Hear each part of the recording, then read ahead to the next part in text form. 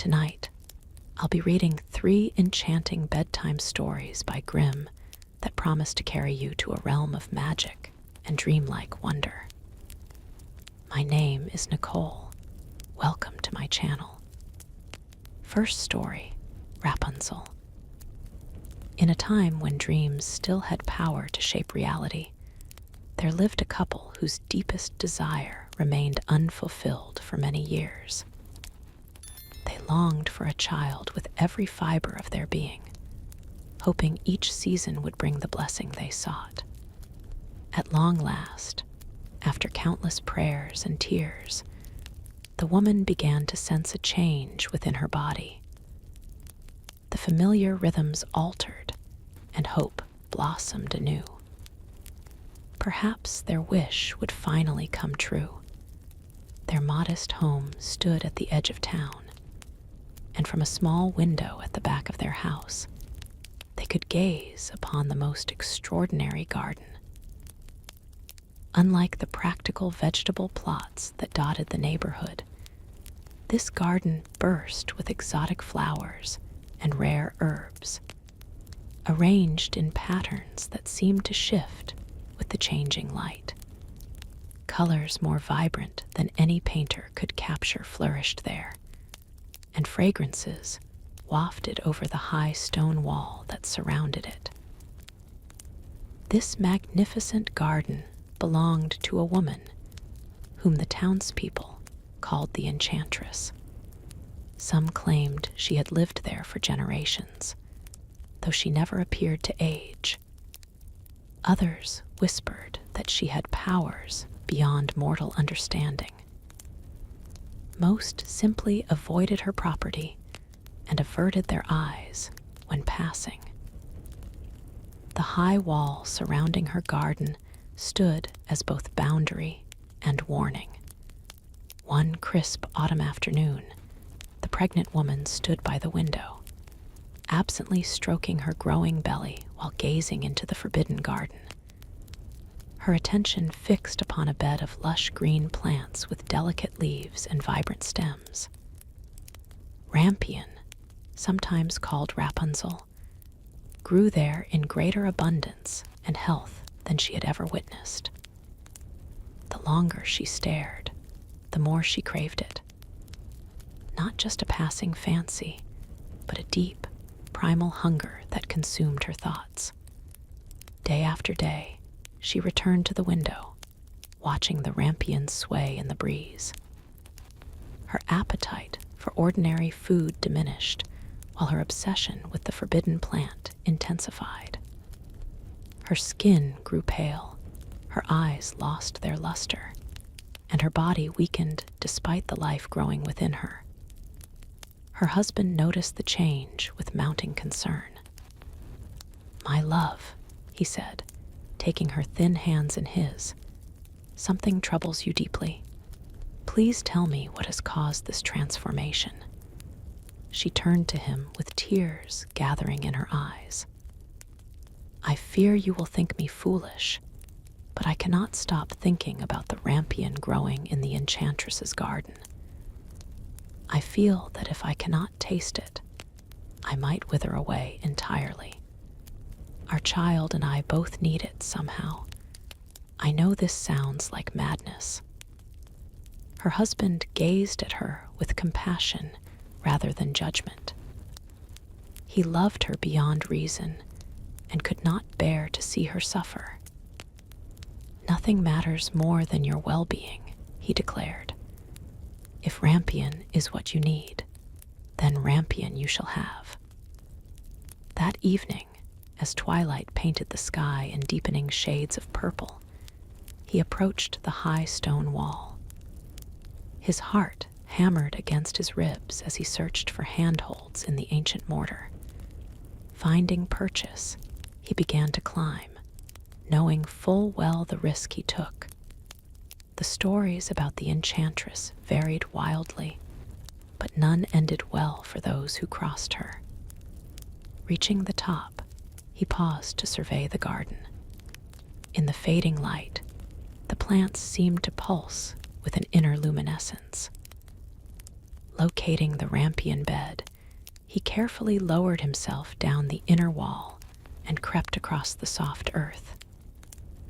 He gathered a generous handful of the plant, roots and all, then retraced his steps and scaled the wall once more. His wife's joy upon receiving the rampion was immediate and profound. Color returned to her cheeks as she prepared a salad from the fresh leaves.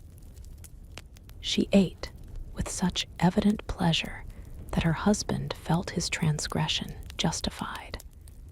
Whatever risk he had taken seemed worthwhile in the face of her renewed vitality. But one taste only intensified her craving. By the following evening, she longed for more with even greater intensity than before. "Please," she begged, "just once more. The rampion in her garden grows so abundantly, she will never notice a small portion missing." Unable to deny her, he waited until darkness fell completely before returning to the forbidden garden. Once again, he scaled the wall, gathered another handful of rampion, and returned home without incident. His wife's delight repeated, but so did her subsequent craving. On the third night, as he carefully harvested yet another bunch of rampion, a soft voice broke the silence. "You take quite freely from a garden that is not yours." He froze, then slowly turned to face the enchantress. She stood among her plants, tall and imposing, her silver hair cascading around shoulders draped in fabric that seemed woven from moonlight itself. Her eyes, reflecting the stars above, held ancient knowledge and unmistakable power. "Forgive me," he stammered, still clutching the rampion. "My wife carries our child, and she has developed such a powerful longing for your rampion that she grows ill without it. I feared for her health and the baby's." The enchantress studied him with an unreadable expression. "Interesting that she craves this particular plant," she mused, approaching to touch the leaves in his trembling hand. "Do you understand what you have done by stealing from me 3 times? "I will pay any price," he said, desperation evident in his voice. "We have little money, but I can work for you, or trade whatever skills I possess."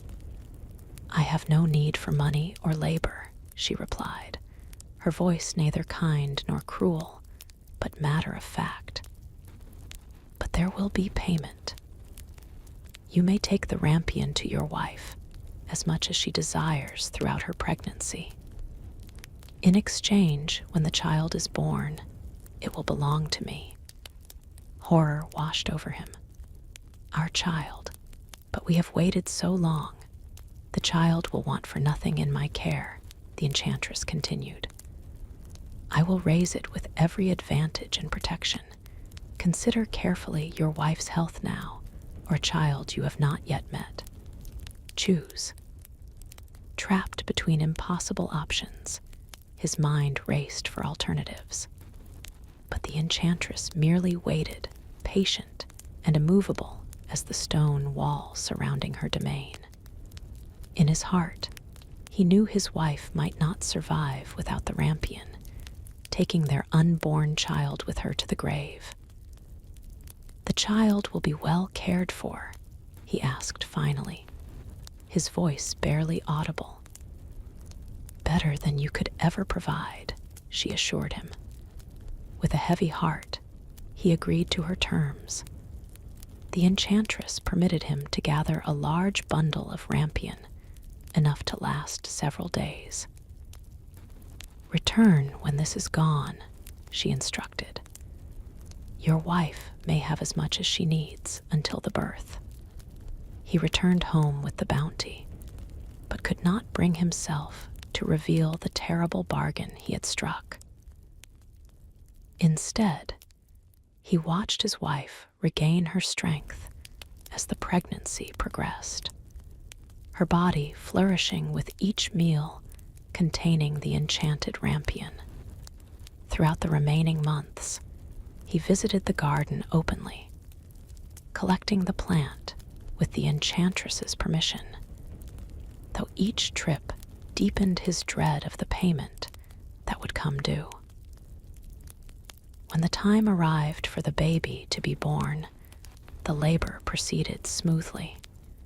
Their daughter entered the world with a powerful cry and a full head of unusually golden hair that seemed to capture sunlight even in the dimness of their bedroom.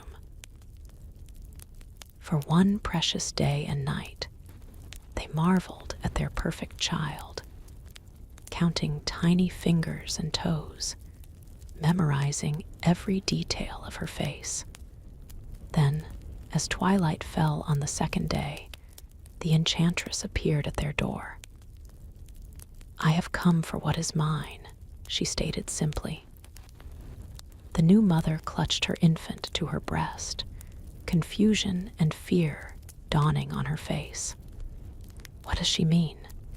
she asked her husband, who could not meet her eyes. With great reluctance, he explained the bargain he had made. His wife's anguished wail pierced the evening air as the truth emerged. She begged and pleaded with the enchantress, offering anything else in exchange, but the woman remained unmoved. "A deal is a deal," she said. "The child will thrive under my care. You may comfort yourselves knowing she will never know hunger, cold, or true danger." With that, she took the baby from the mother's trembling arms. Before departing, she paused at the threshold. "I shall name her Rapunzel, after the plant that sealed her fate." Then she was gone, leaving the couple to their grief. True to her word, the enchantress raised Rapunzel with material comfort and protection. The child grew in a secluded cottage deep within an enchanted forest, surrounded by gardens even more magnificent than the one in town. She learned to read from ancient books, to sing in a voice that charmed birds from the trees, and to create intricate embroidery depicting the flowers and creatures of the forest. What she did not learn was the truth of her origins or the existence of the world beyond the forest clearing. The enchantress, whom she called Mother Gothel, told her that dangerous people lived outside their protected haven, people who would harm her for her beauty and talents. As Rapunzel blossomed into adolescence, her golden hair grew at an astonishing rate, cascading down her back in thick waves that reached her ankles despite regular trimming. Mother Gothel often brushed it for hours, singing strange melodies that made the strands shimmer with an inner light. When Rapunzel turned 12, Mother Gothel announced they would move to a new home. She led the girl through the forest to a stone tower that rose from a small clearing. No doors pierced its smooth walls, only a single window at the very top. "How do we enter?" Rapunzel asked, staring up at the distant opening. Mother Gothel produced a long rope ladder from her cloak. "For now, we use this, but soon we will have a better way." Once inside the circular room at the top, Rapunzel marveled at the comfortable furnishings: a soft bed with silk hangings, shelves lined with books, a loom for weaving, and a large copper bathtub. Multiple windows offered views in every direction, though all she could see was the unbroken expanse of forest stretching to the horizon. "Why must we live here now?" she asked as Mother Gothel unpacked their belongings. "You are becoming a young woman," the older woman replied. "The world grows more dangerous for beautiful girls with each passing year. Here, no harm can reach you." That night, as Rapunzel slept, Mother Gothel carefully washed the girl's magnificent hair with potions and unguents, chanting ancient words under her breath. By morning, the golden strands had grown another foot and gained strength that defied natural explanation. Over the following months, Mother Gothel continued the treatments until Rapunzel's hair reached an extraordinary length of 20 ells, over 60 feet, and possessed the strength of woven silk rope. Only then did she reveal her true purpose. "From now on," she instructed, "when I call to you from below, you will let down your hair through the window.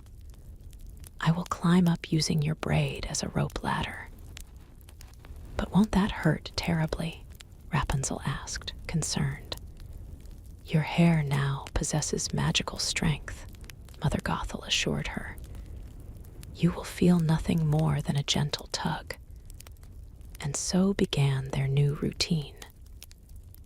Each morning and evening, Mother Gothel would stand beneath the tower and call out, "Rapunzel, Rapunzel, let down your hair to me." Rapunzel would wind her tremendous braid around a hook beside the window, then drop the golden rope down the tower's side. Mother Gothel would grasp it and climb up with surprising agility for a woman of her apparent years. For 2 years, Rapunzel lived contentedly in her tower sanctuary. She read her books, practiced her singing, created beautiful tapestries, and grew ever more lovely. Her only companion remained Mother Gothel, who brought her everything she needed: food, new books, threads for weaving, and tales of the dangerous world beyond. Then came the spring of Rapunzel's 16th year, when everything changed. A young prince from a neighboring kingdom had become separated from his hunting party while pursuing a stag deep into the forest. Lost and alone as twilight approached, he wandered through increasingly unfamiliar terrain until he glimpsed a clearing ahead. There, bathed in the golden light of sunset, stood a tall stone tower. Hoping to climb it for a better view of his surroundings, he circled the structure in search of an entrance. Finding none, he prepared to make camp at its base and try again in the morning light. As he gathered wood for a small fire, the most extraordinary sound reached his ears, a voice of such pure, sweet clarity that it seemed to belong to another realm entirely. Hidden by the trees, he watched in amazement as a window opened at the tower's summit, and a young woman leaned out, her song floating down to mingle with the evening breeze.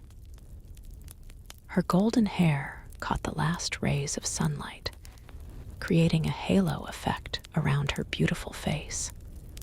The prince stood transfixed, unable to move or speak until she finished her song and withdrew from view.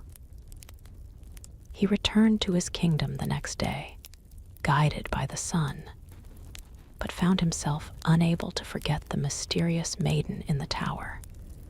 Her voice and face haunted his dreams. After a week of distraction noticed by everyone at court, he resolved to find her again. This time, he marked his path carefully, determined not to lose his way. Upon reaching the tower clearing, he concealed himself among the trees and waited.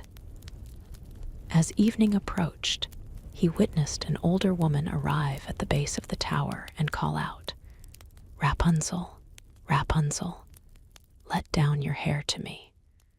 To his astonishment, a cascade of golden hair tumbled from the window, reaching all the way to the ground. The woman grasped it and climbed up with practiced ease. Later, she descended the same way and departed through the forest. The prince waited until she had gone, then stepped into the clearing and called upward, attempting to mimic the woman's voice. "Rapunzel, Rapunzel, let down your hair to me." After a moment's hesitation, the golden braid descended once more. Heart pounding, the prince grasped it and began to climb. When he reached the window and pulled himself inside, he came face to face with Rapunzel, who stumbled backward in shock and fear. "Who are you?" she gasped, pressing herself against the far wall. "You are not Mother Gothel." "Forgive my intrusion," he said quickly, remaining by the window to avoid frightening her further. "I am Prince Alexander. I heard your singing days ago and could not forget it. I had to meet the owner of such a heavenly voice." Rapunzel's fear gradually gave way to curiosity. She had never seen another person besides Mother Gothel, and certainly never a young man.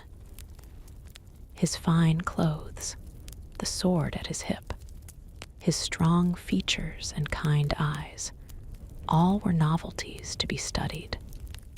"Mother Gothel says the world is full of cruel people who would harm me," she said cautiously. "Are you cruel?" "I would never harm you," he promised. "I only wish to know you better." That first meeting lasted only briefly, as Rapunzel feared Mother Gothel's return. But before the prince departed, they agreed he would visit again. "Come when the sun touches the tallest pine," she instructed. "Mother Gothel always visits in the morning and evening." And so began a secret courtship. The prince returned whenever possible, climbing Rapunzel's golden ladder to spend precious hours in conversation. He told her of the world beyond the forest, of castles and villages, festivals and seasons, his family and kingdom. She shared her songs, her art, and eventually her heart. As weeks turned to months, their friendship blossomed into love. The prince asked Rapunzel to leave with him to become his princess and live in the sunlight rather than isolated in her tower. Though tempted, she hesitated, fearful of Mother Gothel's reaction and the unknown world outside.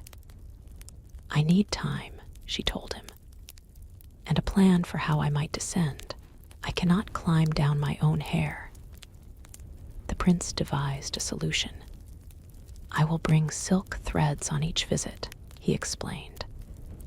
"You can weave them into a ladder strong enough to bear your weight. When it is finished, we will escape together." Rapunzel agreed, and their plan took shape. Each day when Mother Gothel was gone, she worked on the silk ladder, hiding it beneath her mattress whenever she heard the familiar call from below. But fate intervened before their preparations were complete. One day, lost in daydreams about her prince, Rapunzel made a terrible mistake. As Mother Gothel complained about the difficulty of climbing to the tower, Rapunzel absently remarked, "How is it that you find it so much harder than the prince? He climbs up in half the time." The words escaped before she could stop them. Mother Gothel's face transformed with rage, her eyes flashing dangerously. "What prince?" she hissed. "You have betrayed me after all I've done to protect you." In a fury, she produced a pair of shears and seized Rapunzel's braid. "This is how you repay my care. By consorting with men behind my back." With several vicious cuts, she severed the magnificent golden braid close to Rapunzel's head. The girl cried out in pain and shock as her treasure fell to the floor. "Your precious prince will find a different welcome today," Mother Gothel snarled. Taking the severed braid, she fastened it to the window hook, then turned back to Rapunzel.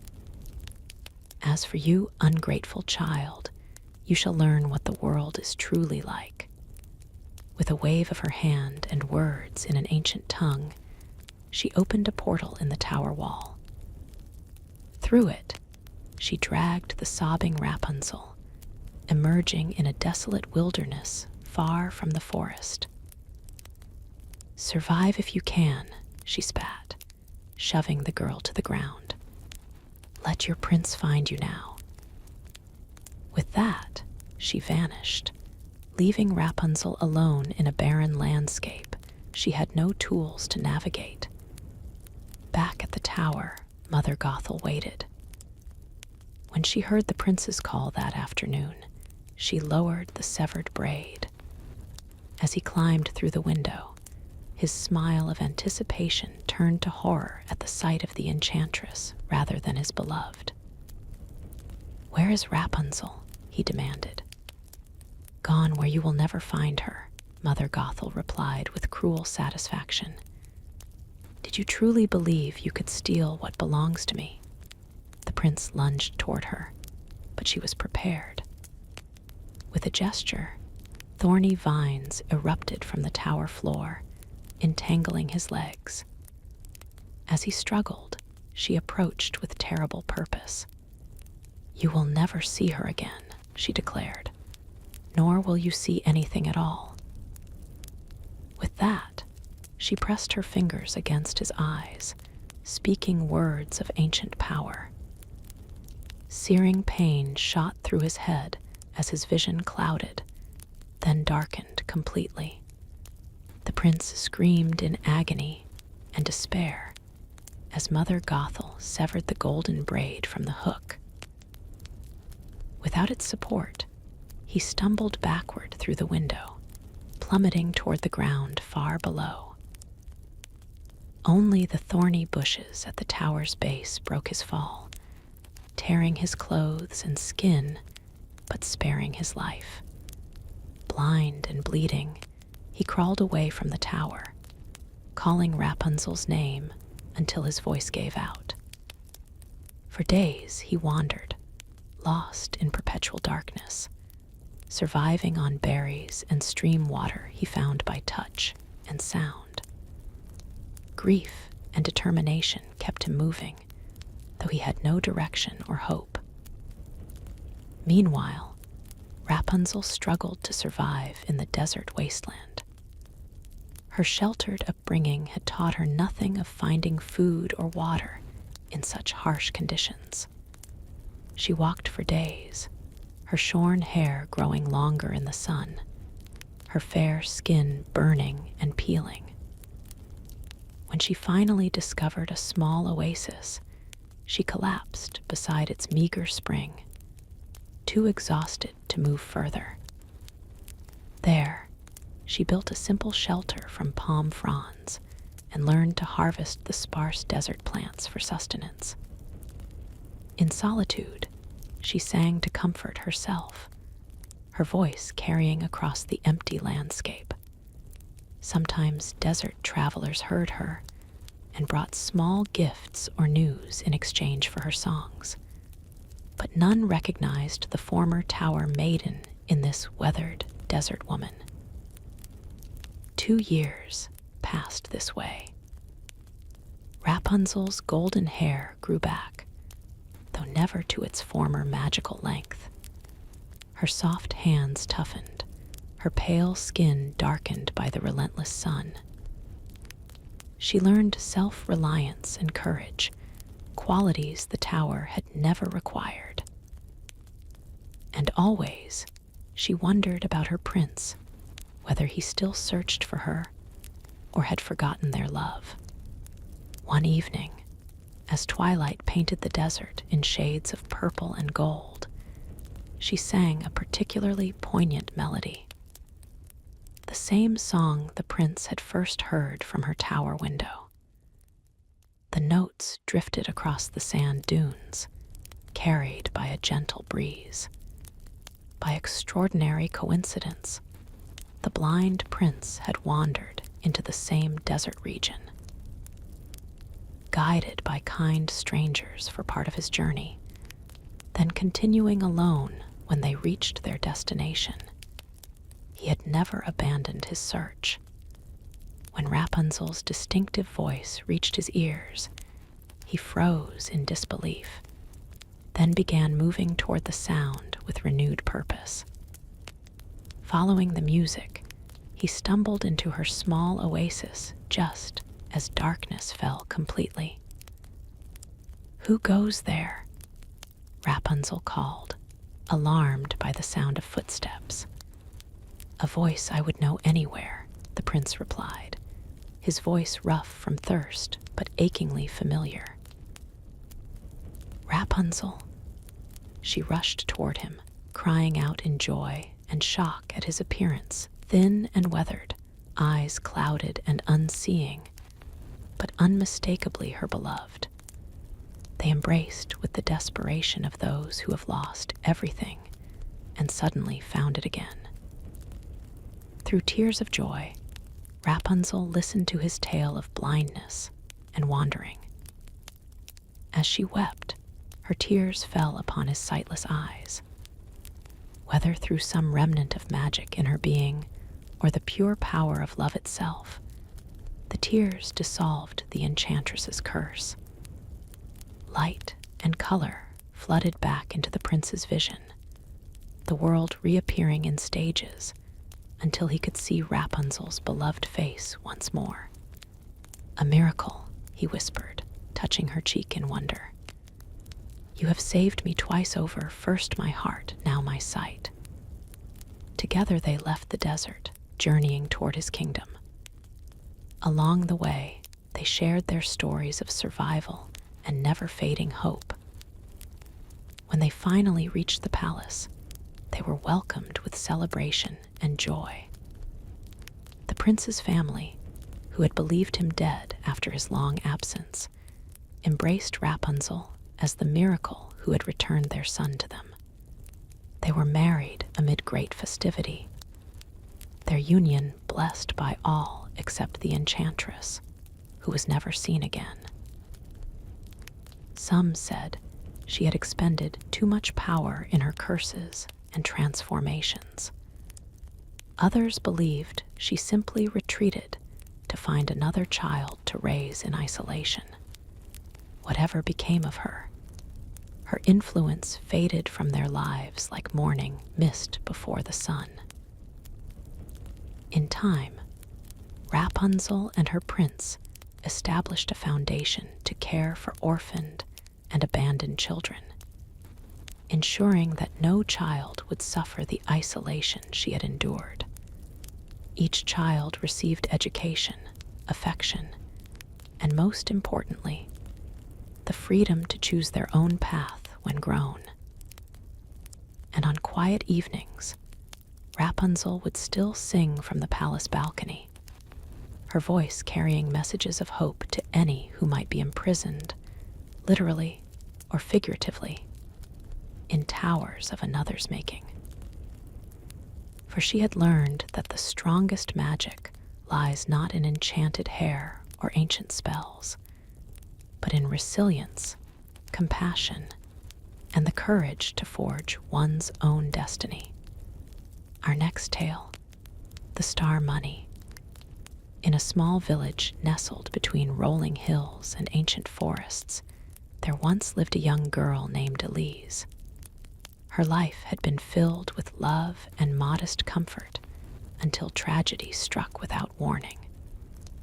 First, her father succumbed to a winter fever that swept through the village. Her mother, heartbroken and weakened by grief, followed him to the grave just months later. At 12 years old, Elise found herself completely alone in the world. The small cottage where she had spent her childhood held too many memories to count. her father teaching her to carve simple wooden figures by the fire, her mother singing while kneading bread dough at the worn kitchen table. But memories, however precious, could not sustain her. The villagers, themselves struggling through difficult times, offered what little help they could. The baker's wife provided occasional loaves when she had extra. The blacksmith allowed Elise to sleep in his stable during the harshest winter nights. The seamstress taught her basic stitches so she might earn a few coins mending garments. But charity, even when given with genuine compassion, has its limits. As spring arrived, bringing new life to the countryside, Elise faced the painful reality that she could no longer stay in her childhood home. The landlord had been patient, allowing her to remain for months after her parents could no longer pay the rent. But his kindness had reached its end. He needed the cottage for a new family arriving from a neighboring town, people who could pay their way. On her final morning in the only home she had ever known, Elise gathered her meager possessions. Her parents had sold most of their belongings during her mother's illness, hoping to afford medicines that might restore her health. All that remained for Elise was a simple dress she wore, a slightly too large pair of shoes, a woolen cap that had belonged to her father, and a small loaf of bread given to her by the sympathetic baker's wife. She wrapped the bread carefully in a clean cloth and tucked it into the pocket of her dress. With one last look at the empty cottage, she closed the door behind her and stepped onto the path that led away from the village. She had no destination in mind, only the vague notion that somewhere beyond the familiar hills, she might find work as a servant or helper in a prosperous household. The spring day welcomed her with gentle sunshine and the sweet scent of wildflowers. Birds called from the trees lining the path, their cheerful songs a stark contrast to the heaviness in Elise's heart. She walked steadily, conserving her energy, knowing the bread in her pocket would need to last as long as possible. By midday, she had traveled farther from her village than ever before.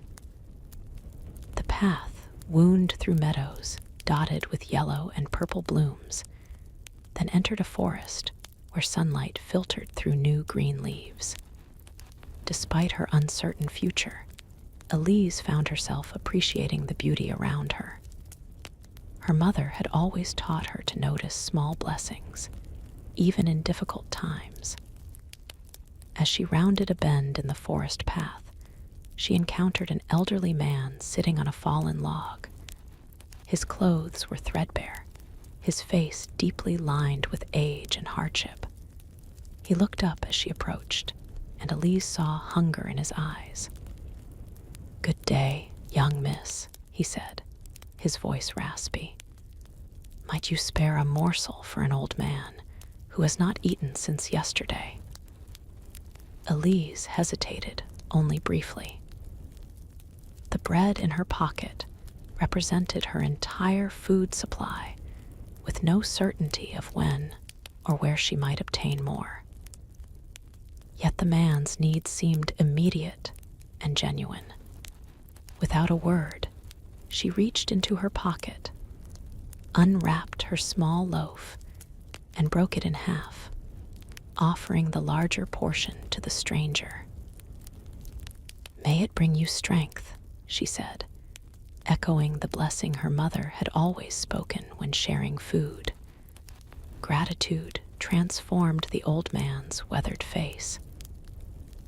"Your kindness warms these old bones more than bread ever could," he said, accepting her offering with trembling hands.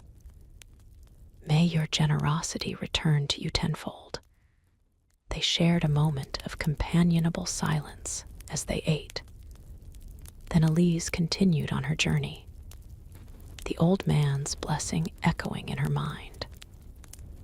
The forest path gradually widened, eventually joining a proper road that showed signs of regular travel, wagon wheel ruts, and hoof prints pressed into the soft earth.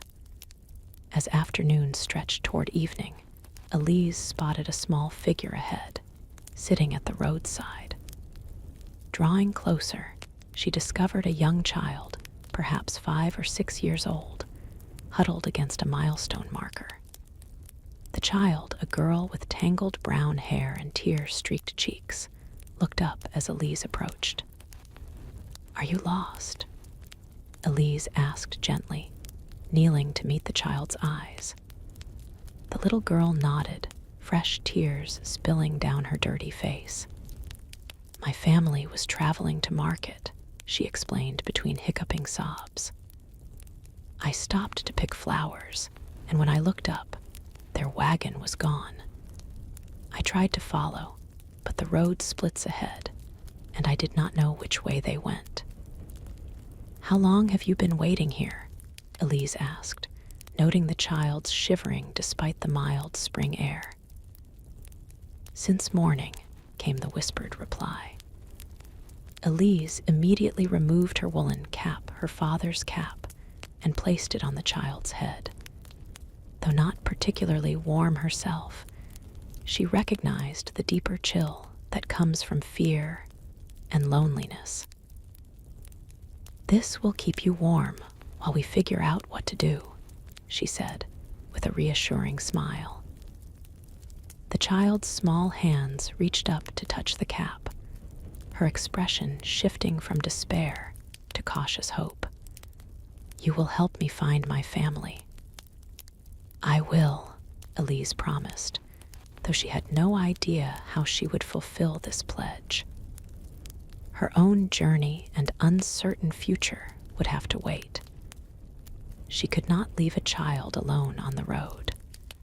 Together they walked to the fork in the road, where Elise studied both paths for signs of recent wagon travel. The left fork showed fresher tracks, so they followed it, Elise keeping their pace moderate to accommodate the child's shorter legs.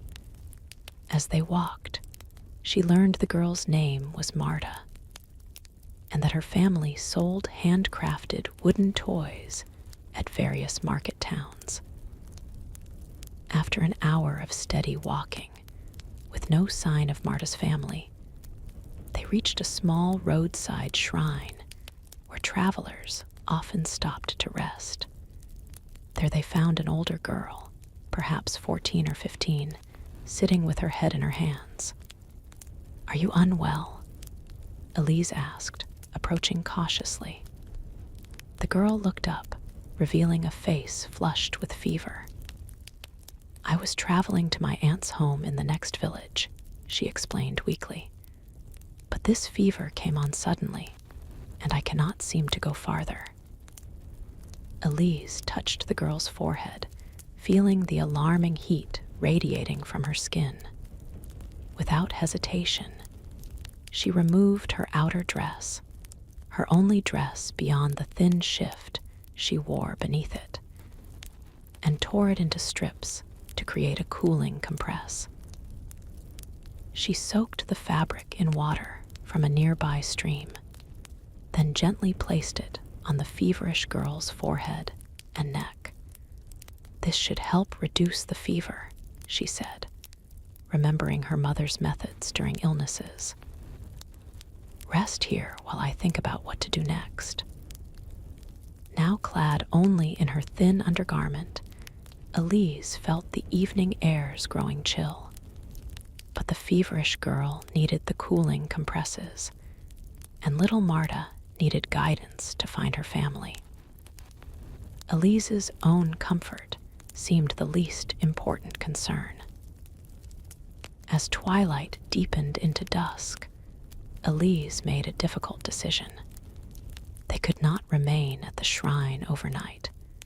The ill girl needed proper care, and Marta needed to be reunited with her family. Despite her own fatigue and hunger, Elise helped the feverish girl to her feet and supported her weight while also holding Marta's small hand. "We will walk together to the next village," she declared with more confidence than she felt. "There we will find help for both of you." Their progress was painfully slow. The feverish girl, who introduced herself as Lena, could manage only a few steps before needing to rest. Marta tried to be brave, but eventually began to stumble with exhaustion. Elise encouraged them both with gentle words and stories, all while ignoring her own increasing discomfort from the cold night air against her inadequate clothing. When they finally glimpsed lights from the village ahead, Elise felt a surge of relief, but their challenges were not over. As they approached the first houses, a small boy ran toward them, crying inconsolably. His knee was badly scraped and bleeding from a fall. Without thinking, Elise tore the last clean strip of her sacrificed dress and knelt to bind the boy's wound. "There now," she soothed, securing the makeshift bandage. "It looks worse than it is. Where is your home? We should get you back to your parents." The boy pointed toward a cottage at the village edge. As they approached, a worried-looking woman rushed out, exclaiming with relief at the sight of her son. Her expression shifted to confusion, then concern, as she took in the strange procession. A half-dressed young woman supporting a feverish teenager while holding the hands of two children. Elise explained their situation simply, asking only for directions to the village healer for Lena and information about any traveling toy merchants who might be Marta's family. The woman's face softened with compassion. "The toy merchants are staying at the inn tonight. They have been frantic about their missing daughter. And my sister is the healer. Come inside, all of you. We will sort everything out." Within the hour, Marta was joyfully reunited with her family, who had indeed been searching desperately for her since realizing she was missing. Lena was settled in the healer's home, receiving proper treatment for her fever. The little boy's mother insisted that Elise accept a simple dress to replace the one she had sacrificed. "You have helped 3 strangers without thought for yourself," the woman said, pressing the garment into Elise's hands. "Please allow me to help you in return." Exhausted beyond measure, Elise accepted both the dress and the offer of a place to sleep in the family's barn. As she settled onto a bed of clean straw, warmer and more comfortable than she had been in days, she reflected on the strange turns her journey had taken. She had left her village with nothing but a small loaf of bread, a cap, and a dress, and had given away each item before the day ended. Yet somehow, she did not feel diminished by these losses. Instead, a curious sense of peace enveloped her, as if she had discovered something important about herself and the world. Her parents had always taught her that generosity creates its own kind of wealth, not of coins or possessions, but of spirit. Perhaps they had been right after all. Sleep claimed her quickly, deep and dreamless. She did not stir when the barn door creaked open in the deepest part of night. She did not see the shimmering figures that gathered around her sleeping form, their faces gentle with approval and purpose. Elise woke to an unusual sensation, something cool and smooth beneath her fingertips, quite different from the straw she remembered falling asleep upon. Opening her eyes, she gasped in astonishment. All around her lay scattered coins, gleaming silver in the early morning light that filtered through the barn's wooden slats. She sat up, bewildered, touching one coin and then another. They were real, solid, cool metal that clinked softly when disturbed. But where had they come from? The farmer's family had seemed kind, but certainly not wealthy enough to shower a stranger with silver. As she gathered the coins with trembling hands, Elise noticed something even more extraordinary. Her simple borrowed dress, which she had carefully folded beside her before sleeping, had been replaced by a garment of such fine material that it seemed to capture and hold the morning sunlight. It was not ostentatious or heavily adorned, but made of fabric finer than any she had ever touched, in a soft blue that reminded her of clear summer skies. Confused, but somehow not afraid, Elise changed into the mysterious new dress, which fit her perfectly.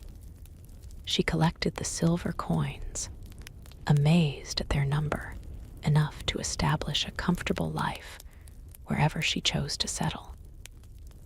With this unexpected wealth came responsibility and choice, concepts both thrilling and intimidating to someone who had so recently owned nothing at all. She left the barn quietly, not wanting to disturb the sleeping household. In the farmyard, she encountered the woman who had sheltered her, already busy with morning chores. "I must thank you for your kindness," Elise began, "but something strange has happened." The woman turned, her eyes widening at the sight of Elise's transformed appearance. "The star money," she whispered, setting down her milk pail. "The old stories are true." "Star money," Elise repeated, confused. The woman nodded solemnly. "There is an ancient tale in these parts.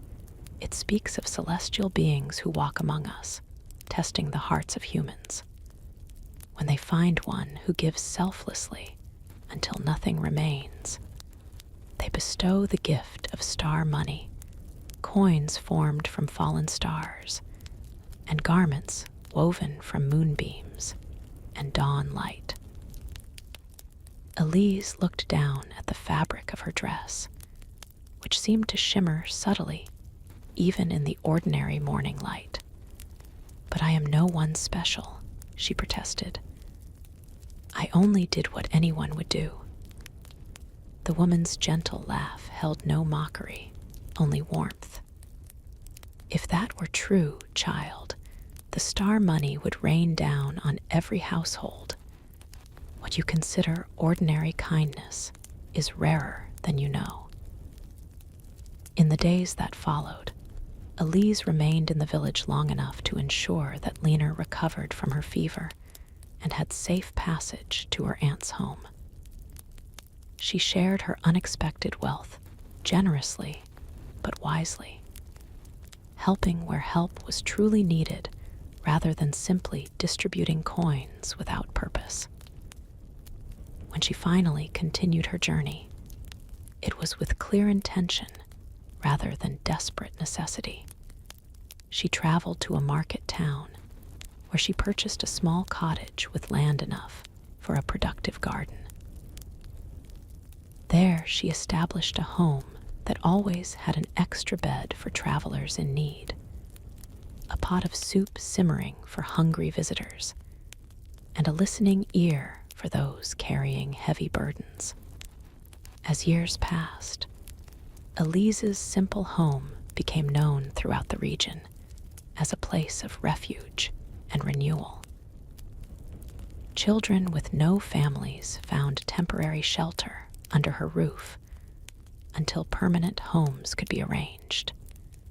The elderly came to share their wisdom and find purpose in teaching traditional crafts to younger generations. Travelers of all kinds stopped to rest, contribute what they could, and continue their journeys refreshed.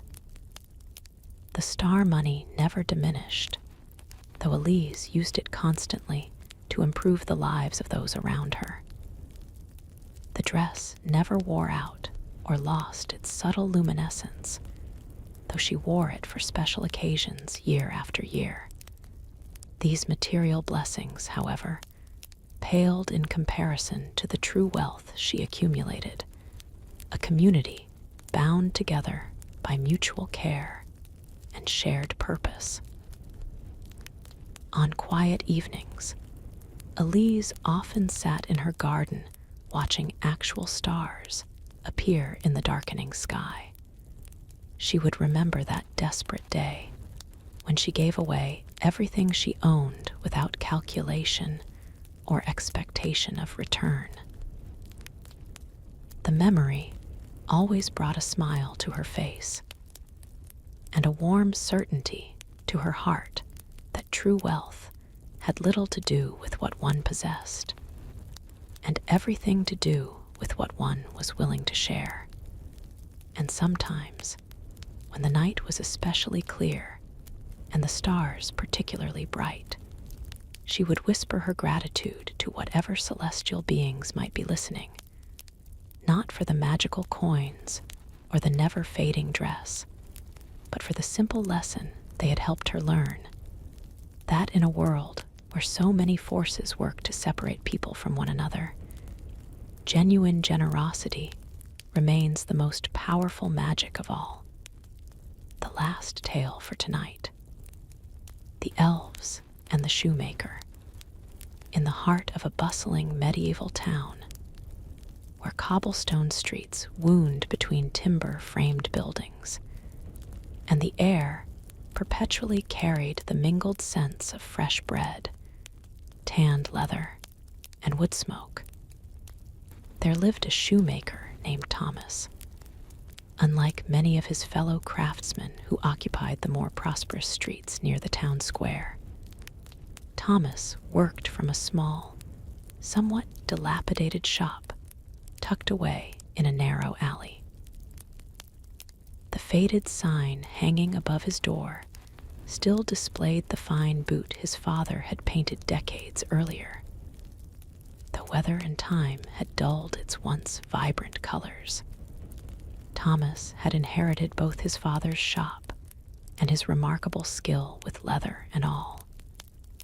His hands could transform the stiffest hide into supple footwear that fit like a second skin. His stitches were so precise and evenly spaced that other shoemakers often examined his work with barely concealed envy. His designs, while not flamboyant, showed an elegant understanding of both function and comfort that earned him a loyal, if limited, clientele. What Thomas had not inherited, unfortunately, was his father's head for business. Where the elder shoemaker had maintained careful accounts and saved prudently for lean times, Thomas struggled with the practical aspects of running a profitable workshop. He charged too little for custom work, extended credit too generously to customers experiencing hardship, and found himself unable to refuse repairs on shoes he had made years earlier, often at no charge. His wife, Clara, managed their modest household with remarkable efficiency, stretching every coin until it nearly snapped.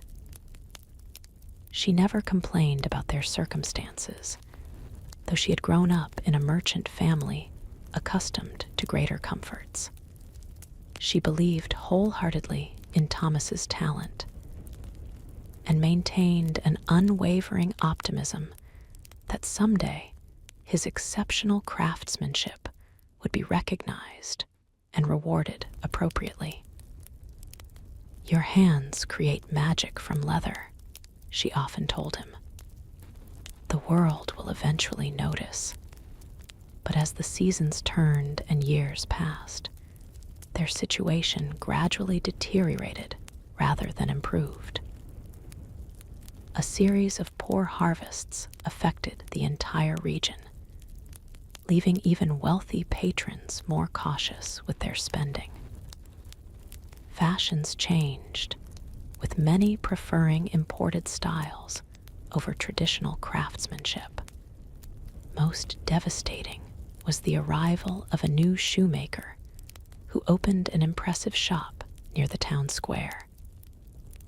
Complete with large windows displaying footwear adorned with buckles and embroidery that caught the eye of passing customers. By midwinter of a particularly harsh year, Thomas and Clara found themselves facing a crisis. Their small savings had dwindled to almost nothing. The pantry contained barely enough food for another week. The coal bin held only a few days' worth of fuel to heat their small living quarters behind the workshop. Most concerning of all, Thomas's supply of materials had diminished to a single piece of leather, enough for just one pair of shoes. That evening, as they sat at their worn kitchen table, sharing a meager supper of thin soup and hard bread, Thomas finally voiced the fear that had been growing within him for months. "I may need to seek work as a journeyman in another master's shop," he said quietly, staring into his nearly empty bowl. "At least then we would have a steady wage, however small." Clara reached across the table to take his hand. "Let us not make such decisions in haste," she urged. "You still have leather for one more pair of shoes. Perhaps they will sell for enough to purchase more materials." "And if they do not?" Thomas asked, the weight of potential failure heavy in his voice. "Then we will face that challenge together," she replied with a gentle squeeze of his hand. "But first, let us see what tomorrow brings." After their simple meal, Thomas returned to his workbench. The single piece of leather, a beautiful section of calfskin with a rich chestnut color and buttery texture, deserved to become something special.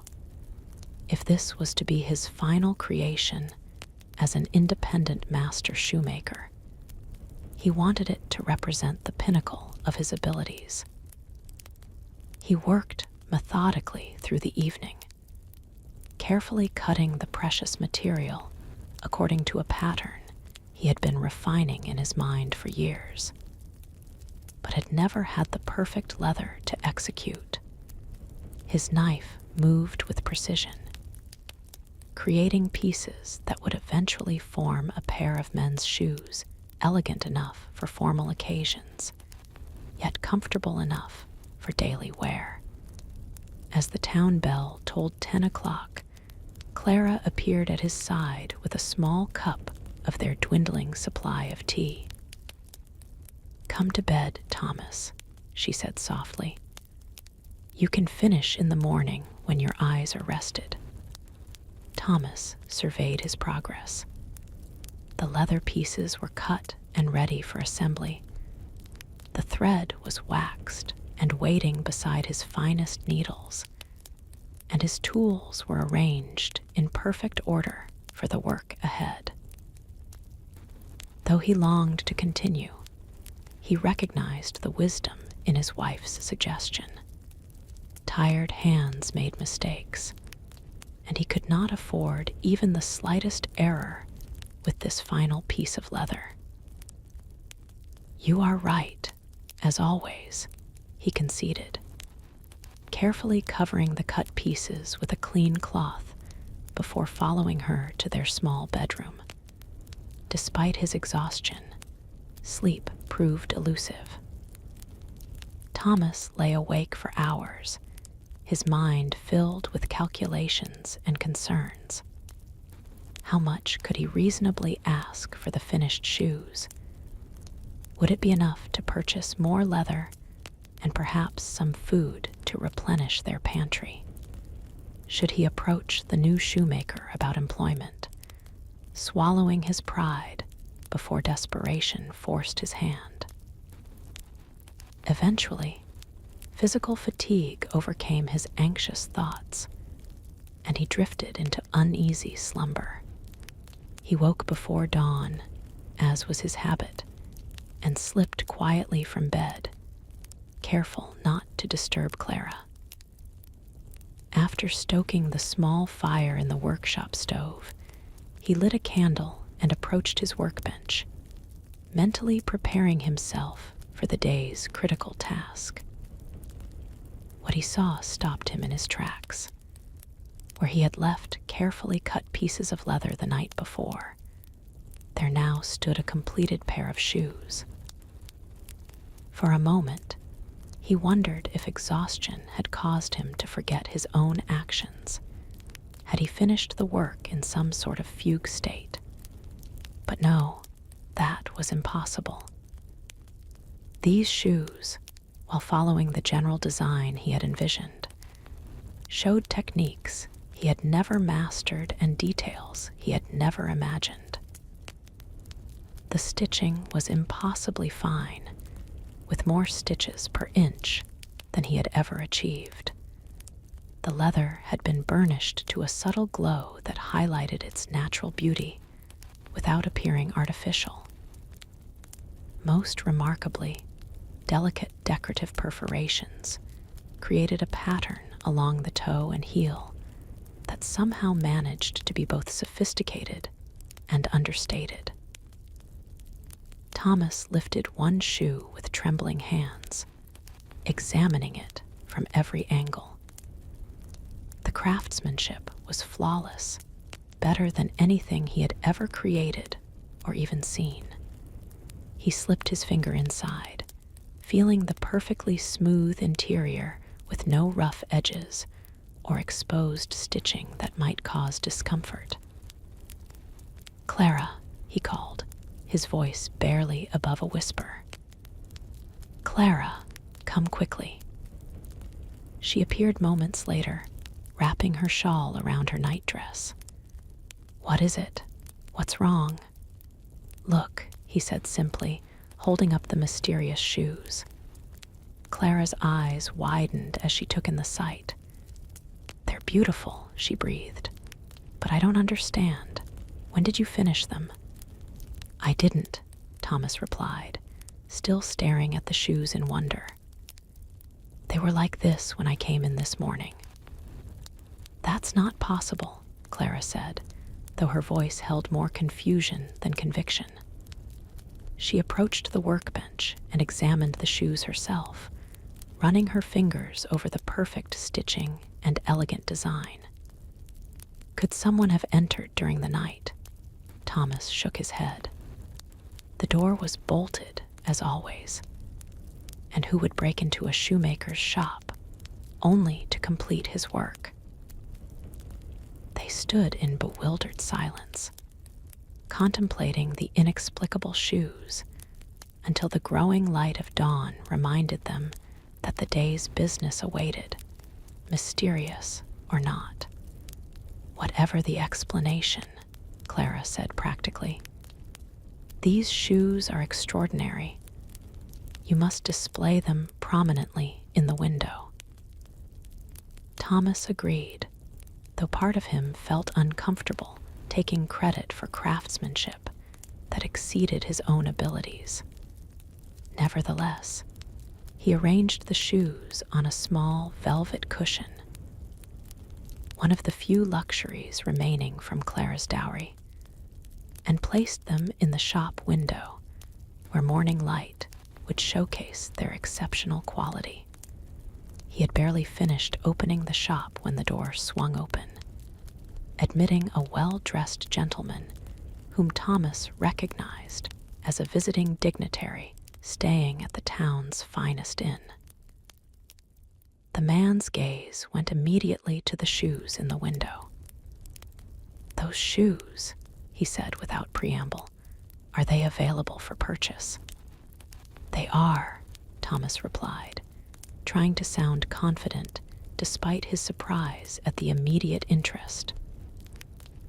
The gentleman examined the shoes with an expert eye, noting the quality of the leather and the exceptional craftsmanship. "I have commissioned footwear from masters in Florence and Paris," he remarked, "but I have rarely seen work of this caliber. What do you ask for them?" Thomas hesitated. He had planned to price the shoes higher than his usual work, given their quality and his desperate circumstances. But now faced with this obviously wealthy customer, he wondered if he should aim higher still. Before he could respond, the gentleman continued. "I will give you 5 gold pieces," he stated. "I recognize quality when I see it, and I believe in compensating true artistry appropriately." Thomas struggled to maintain his composure. 5 gold pieces represented more than he typically earned in 2 months of steady work. It would be enough to purchase the finest leather, restock their pantry, fill the coal bin, and still have coins remaining for future security. "The price is fair," he managed to say with a calm he did not feel. "Would you like to try them on to ensure the fit?" The shoes, remarkably, fit the gentleman as if they had been made specifically for his feet. He walked around the small shop, marveling at their comfort, before handing over the promised payment and departing with his purchase safely wrapped in clean linen. When the door closed behind him, Thomas turned to Clara, who had been watching from the doorway to their living quarters. 5 gold pieces, he said, still scarcely believing it himself. "We are saved, at least for now." Clara's eyes shone with unshed tears of relief. "I knew your work would eventually receive the recognition it deserves." Thomas did not correct her assumption that he had created the miraculous shoes. The truth was too bizarre to explain, even to his beloved wife. Instead, he suggested they immediately visit the leather merchant to purchase materials for new work. With 3 of the 5 gold pieces, Thomas acquired enough of the finest leather to create multiple pairs of shoes, along with the highest quality thread, beeswax, and a few new tools he had long coveted but could never afford. The remaining coins went toward replenishing their household supplies and creating a small reserve for future needs. That evening, energized by their change in fortune, Thomas cut patterns for 2 new pairs of shoes from his fresh leather. He worked with renewed confidence and creativity, inspired by the mysterious masterpiece that had so impressed his wealthy customer. When Clara finally convinced him to retire for the night, he carefully arranged his materials as he had the previous evening, though with no expectation of another miracle. Yet when he entered his workshop before dawn the next morning, he found not 1 but 2 pairs of completed shoes on his workbench. Like the first pair, these showed craftsmanship beyond his capabilities, with innovative designs that somehow remained practical and wearable. "It has happened again," he whispered to Clara when she joined him. "Who could be doing this? And why?" Clara examined the new shoes with growing wonder. "Perhaps we have a guardian angel," she suggested, only half in jest. Both pairs sold before midday, one to a merchant's wife who had previously patronized only the fashionable new shoemaker near the square, and the other to a visiting scholar who declared them the most comfortable footwear he had ever worn. Their combined payment added another 4 gold pieces to Thomas's strongbox. That night, Thomas cut leather for 4 pairs of shoes, arranging everything neatly before retiring. By morning, all 4 were completed with the same extraordinary craftsmanship. This pattern continued for nearly 2 weeks, with Thomas preparing materials each evening and finding finished shoes each morning, all of which sold quickly at premium prices. The mysterious assistants transformed their circumstances dramatically. Their pantry filled with good food, their home grew warm and comfortable with abundant fuel, and Thomas's reputation spread throughout the town and beyond. Customers now sought him out specifically, willing to pay handsomely and wait patiently for what they believed to be his exceptional creations. Yet, despite their improved situation, Thomas grew increasingly troubled by the deception. He was accepting praise and payment for work he had not performed, while his actual skills, though considerable, remained far below the level of his mysterious benefactors. "I cannot continue this way," he confessed to Clara one evening as they sat by a now generous fire.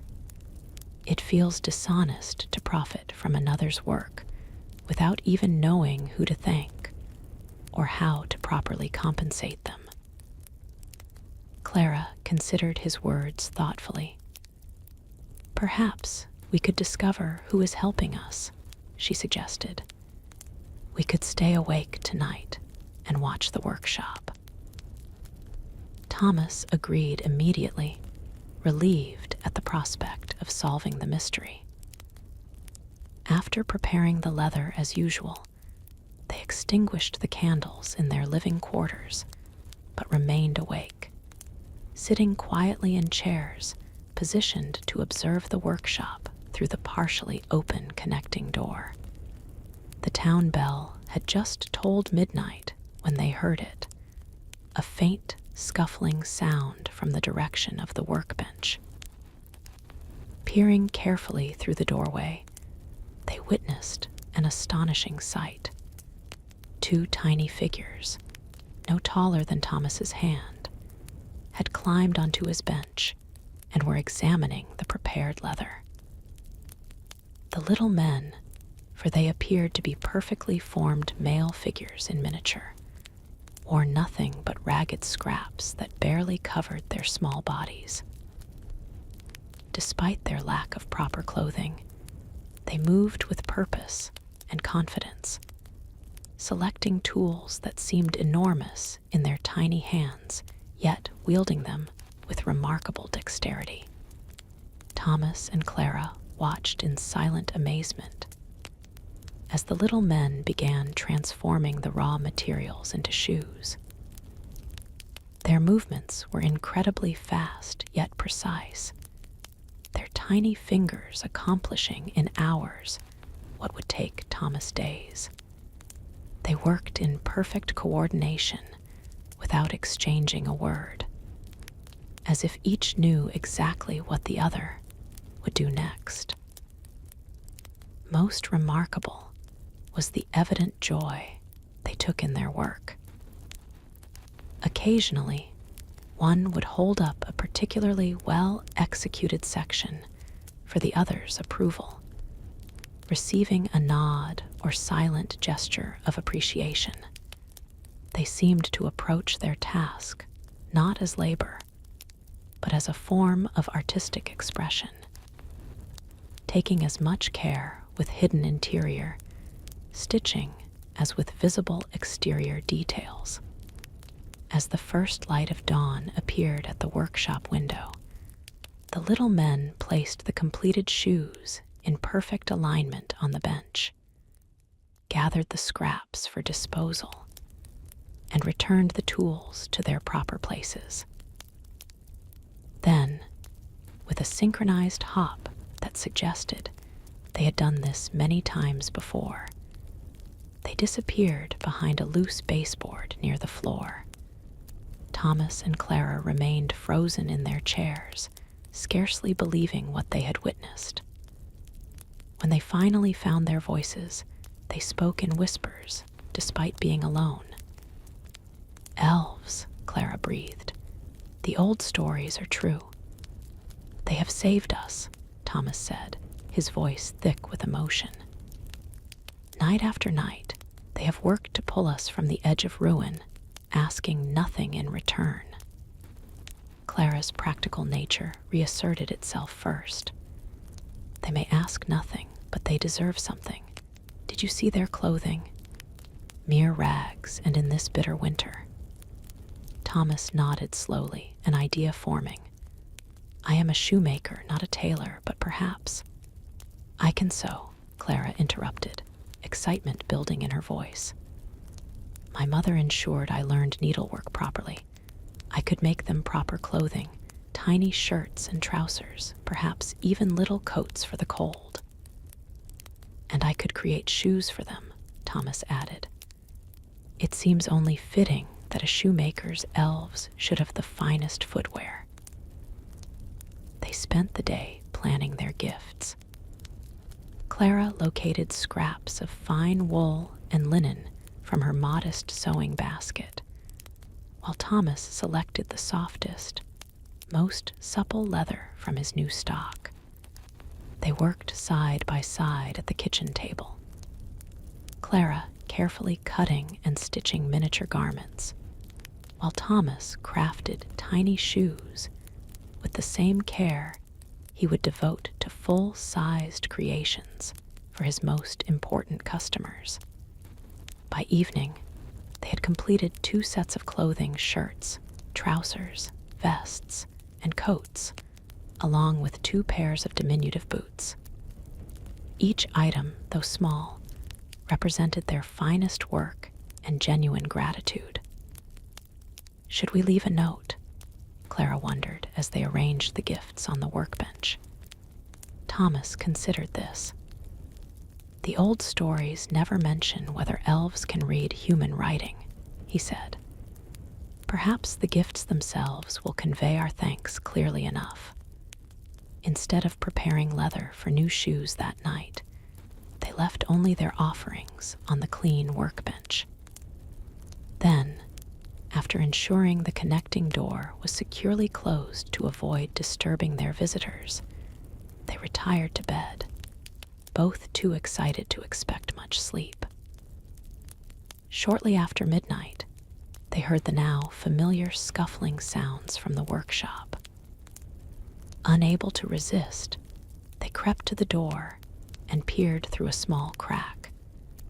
The elves had returned and were standing motionless beside the workbench, staring at the gifts with expressions of absolute astonishment. After a moment of stunned silence, they approached the tiny garments cautiously, touching the fabric with reverent fingers. Then, with sudden animation, they began to shed their ragged coverings and don the new clothes, exclaiming to each other in high, musical voices too faint for the humans to comprehend. The transformation was remarkable. Dressed in their new finery, the elves seemed to stand taller, their movements even more graceful and dignified. They examined themselves and each other, turning this way and that to admire the perfect fit and fine materials. When they discovered the tiny boots, their joy became almost comical. They danced around the workbench, testing the feel of proper footwear, perhaps, for the first time. Thomas and Clara watched this celebration with growing warmth in their hearts, delighted that their gifts had brought such evident pleasure. But their contentment turned to surprise when, after thoroughly enjoying their new possessions, the elves did not approach the leather supplies as expected. Instead, they joined hands and performed an elaborate dance across the workbench, singing in their silvery voices. "Now we are dressed so fine and neat, no more shoes shall we complete. With gratitude we take our leave, no more to work from dusk till eve." With that, they hopped down from the bench and scampered toward their hole in the baseboard. At the last moment, one turned back and offered a deep, courtly bow toward the partially open door where Thomas and Clara watched. Then both elves disappeared into the wall. Thomas and Clara exchanged bewildered glances. "They're leaving," Clara whispered. "But what shall we do without their help?" Thomas led her back to their bedroom, his expression thoughtful rather than concerned. "They have given us far more than shoes," he said as they settled back into bed. "They have given us a fresh start, a restored reputation, and most importantly, a reminder of the magic that exists in craftsmanship itself." The elves never returned to Thomas's workshop. No more mysteriously completed shoes appeared on his workbench each morning, yet their influence remained, transforming not just the shoemaker's fortunes, but his approach to his craft. Inspired by the techniques he had observed during those midnight sessions, Thomas began incorporating elements of the elves' methods into his own work. His stitches grew finer, his designs more innovative while remaining practical. Most significantly, he rediscovered the joy in creation that had first drawn him to shoemaking as a young apprentice watching his father work. Word of his exceptional craftsmanship spread beyond the town, bringing customers willing to travel considerable distances and pay premium prices for shoes bearing his mark. Within a year, he had taken on 2 apprentices to help meet the growing demand.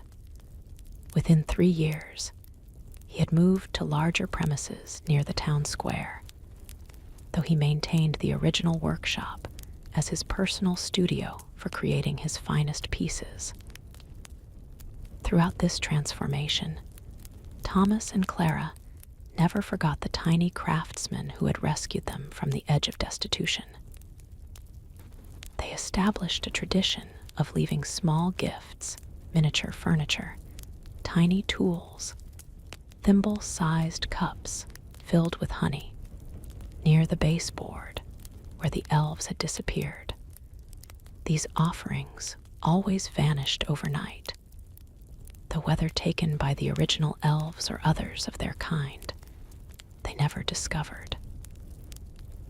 More importantly, they incorporated the elves' evident philosophy into their increasingly prosperous lives, that work done with joy and integrity is its own reward, that generosity often returns in unexpected ways, and that sometimes the most valuable payment comes not in gold, but in the opportunity to exercise one's gifts in service to others.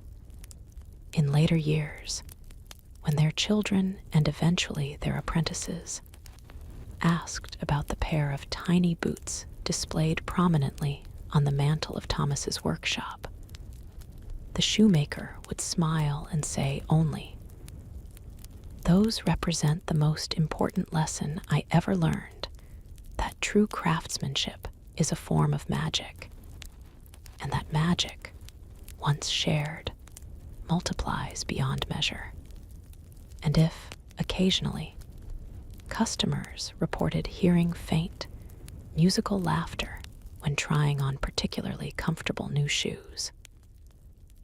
Or if Thomas sometimes left his workshop in the evening to find tools rearranged in more efficient patterns than he remembered. He kept these observations to himself, sharing them only with Clara in private moments by their fire. For they had learned that some gifts come with the unspoken condition that their magic remains partly unexplained, living in the space between what we know and what we believe, between the tangible world of leather and thread and the intangible realm of inspiration and wonder that gives meaning to all human creation.